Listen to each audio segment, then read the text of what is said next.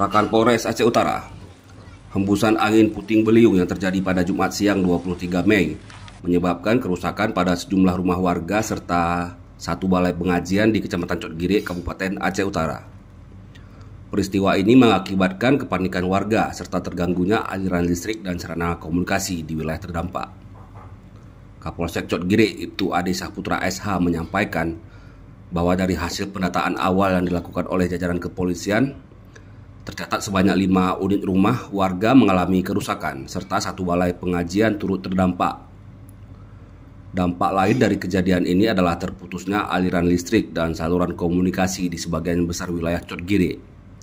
Warga mengalami kesulitan melakukan komunikasi dan aktivitas rumah tangga, hingga akhirnya aliran listrik dan jaringan komunikasi berhasil dipulihkan sekitar pukul 18 sore. Jadi bahwasanya kita akan terus koordinasi dengan instansi terkait untuk di tahapan awal terkait dengan data dan masa panik dari dinas terkait. Tentunya ini akan kita lakukan pendataan untuk lebih lengkap. Mungkin ya pada intinya yang terkena musibah agar bersabar dan mudah-mudahan nanti bisa segera untuk masa panik. Demikian. Pihak kepolisian juga mengimbau masyarakat agar tetap waspada terhadap potensi cuaca ekstrim dan mengamankan barang-barang penting, serta memperkuat struktur bangunan yang rawan diterpa angin kencang. Hingga saat ini tidak ada laporan korban jiwa dalam peristiwa tersebut.